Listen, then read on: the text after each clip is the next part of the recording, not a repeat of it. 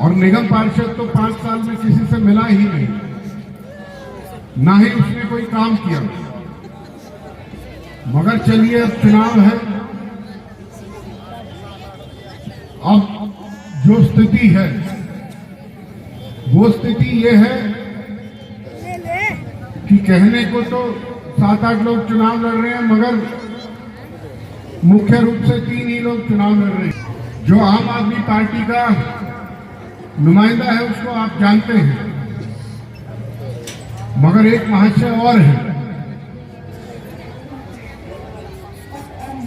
जो सिर पर बाल्टी लेकर घूम रहा है, और उसका काम क्या है? वो सुबह शराब बांटने लगता है और सिवाय पैसे के उसके पास चुनाव लड़ने का कोई दूसरा कारण नहीं है। अगर आप 2 नंबर का धंधा करते हो और आपके पास पैसा आ जाए तो आपको चुनाव ही क्यों लड़ना है? ये मेरी समझ से बाहर है। मुझसे अभी किसी ने 1-2 दिन पहले कहा कि वो फला मंदिर में गया था और उसने वहां पैसे दिए। चलिए, ये भी ठीक है, मगर इस बात का चुनाव से क्या संबंध है, ये मेरी कभी समझ में नहीं आता। आपको अगर परोपकार करना है तो आप कीजिए। समय समय पर बहुत सारे लोगों ने किया है, मगर आपने एक तरीका अपनाया है कि चुनाव के समय पे ये 2 नंबर के काम करके जो मैंने पैसा कमाया है, एक डाकू उंगली मार जो हमने बहुत बच्चों ने कहानियां सुनी है, वो उसी तरीके के सारे काम करता है और अभी पैसा बांटने में लगा है। मगर एक बात आप लोगों को ध्यान रखनी है, जितनी भी गरीब माताएं बहनें, मेरे नौजवान साथी यहां खड़े हैं, आप ये बात ध्यान करके जाना और जरा इस पर सोचना। क्या आप काम करते हो तो शाम को आपको ये उम्मीद रहती है कि मेरे को मेरी दिहाड़ी मिले? जो महीने पे रहता है उसको लगता है कि मेरी महीने की तनख्वाह मिले। जो आज पैसा खर्च रहा है वो याद रखना, वो सारा यहीं से निकालेगा, अपनी जेब से कोई पैसा नहीं लेता। अगर हमको अच्छी सड़कें चाहिए, साफ नालियां चाहिए, एक ऐसा वातावरण चाहिए जिसमें हमारे बच्चे खुशी से खेल सकें, साफ सुथरी सड़कें हों, तो हमारे पास मात्र एक ही विकल्प है और वो है भारतीय जनता पार्टी।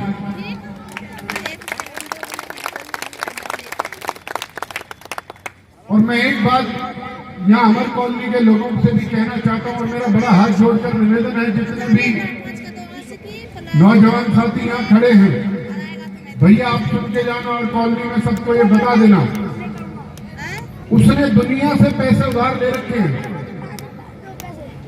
किसी का फोन नहीं उठाता है अभी, सारी जमीनों का जो वो काम करता है सब 2 नंबरी काम करता है। और अगर वो जीतता है तो वो सबसे पहला काम करेगा कि यहाँ जो फैक्ट्रियां और यहाँ जो गोडाउन है उन सबको निचोड़ने का, उनका खून पीने का काम वो करेगा।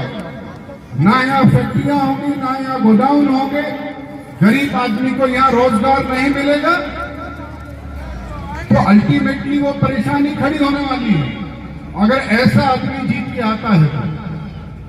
दूसरी तरफ ये अरुण है जिसको भारतीय जनता पार्टी ने टिकट दी है।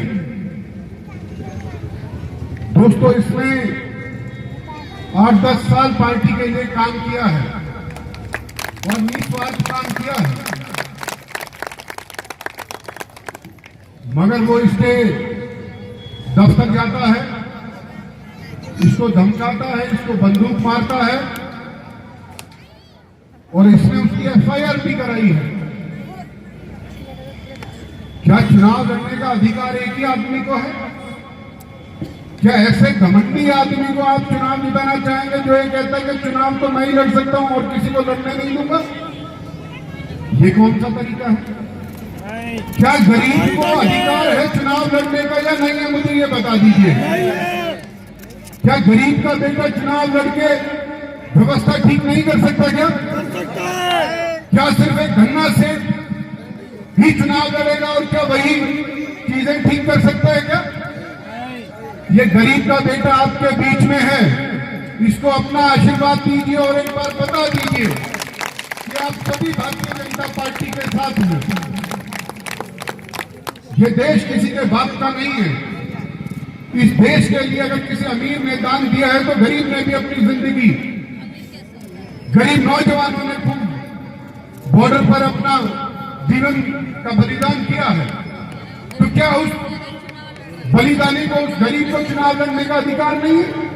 क्या कोई गरीब अगर अपनी आवाज उठाएगा तो वो उसके दफ्तर में घुस जाएगा और उसको लाते मारेगा, उसको बंदूक दिखाएगा? ये कौन सा तरीका है? जिसको अपना बाप बोलता था उससे बदतमीजी की। पहले उसकी मां कांग्रेस थी, फिर उसकी मां भाजपा होगी, अब उसकी मां बाल्टी होगी। कौन से मापदंड पर आप खड़े हैं और आप क्यों चुनाव लड़ना चाहते हैं? क्या करेंगे आप चुनाव लड़कर? जितने लोग यहां बैठे हैं मुझे जरा बताएं। नहीं किया। क्या अगर भारतीय जनता पार्टी निगम में आती है तो निर्दलीय कोई काम करा पाएगा? क्या अगर आम आदमी पार्टी निगम में आती है तो क्या कोई निर्दलीय काम करा पाएगा? क्या नहीं करा पाएगा। और खासकर ऐसा बहरूपिया, अरे उसके कारनामे जरा उनके गांव वालों से पूछे, टीकरी वालों से पूछे। एक महिला के साथ उसका केस चल रहा है, वहां एक जमीन 3 बार बेच देता है, एक जमीन 5 बार बेच देता है, जिससे ली है उसके पैसे नहीं देता है, उसको आगे बेच देता है और वो गरीब चक्कर लगाता रहता है, चक्कर लगाता रहता है। क्या ऐसे व्यक्ति को कहीं गरीब आदमी वोट देगा? क्या आप लोग पूर्वांचल से यहां आए या यूपी से आए या हरियाणा से आए तो आपने ये सोचा था कि आप दिल्ली आएंगे और जिस जमीन के आप पैसे दे रहे हैं वो आपको कभी मिलेगी? आप उस पर कभी घर ही नहीं बना पाएंगे क्योंकि उसके तो 5 जगह कागज दिए हुए। तो मेरा आप सबसे यही निवेदन है कि भले और बुरे को पहचानने की कोशिश करें। और जितने भाजपा के कार्यकर्ता यहां हैं, मैं आपसे स्पष्ट एक निवेदन करना चाहता हूं। देखिए, वो व्यक्ति सिर्फ उस दिन भारतीय जनता पार्टी में आया था जिस दिन उसकी टिकट हुई, और जिस दिन उसकी टिकट लग गई वो भारतीय जनता पार्टी छोड़कर चला गया। इससे ज्यादा उसका तो भारतीय जनता पार्टी में कोई योगदान नहीं। बातें बहुत सारी हैं और पूर्वांचल के सुपरस्टार, पूर्व प्रदेश अध्यक्ष और भारतीय जनता पार्टी के सांसद भाई मनोज तिवारी जी हम सबके बीच में बस कुछ ही क्षणों में आने वाले हैं। वो सामने राजधानी पार्क में 40 फुटा रोड पर भाषण दे रहे हैं। वो कुछ ही समय आपके बीच में आ जाएंगे। आप लोगों को लंबा इंतजार करना पड़ा, इसके लिए हम हाथ जोड़कर आपसे माफी मांगते हैं और पुनः मैं आपसे निवेदन करता हूं कि ऐसा निगम पार्षद चुनिए जो आपकी सेवा में खड़ा रहे। कल को उससे गलती हो तो उसके आप कान पकड़कर उसको ये बोल सको कि ये कमी है या ये काम नहीं हुआ, इसको ठीक कर। ऐसे निगम पार्षद को मत चुन लेना जो अभी से 200-300 गुंडे अपने साथ लेके चल रहा है। एक माहौल बना दिया है कि भाई राजा है। एक गरीब के बेटे को चुनना, एक निस्वार्थ कार्यकर्ता को चुनना, अपने बीच के कार्यकर्ता को चुनना, अरुण दराल को चुनना, भारतीय जनता पार्टी को वोट देना। मुझे बोलने का मौका दिया, आप सभी ने सुना। आप सभी का बहुत बहुत धन्यवाद।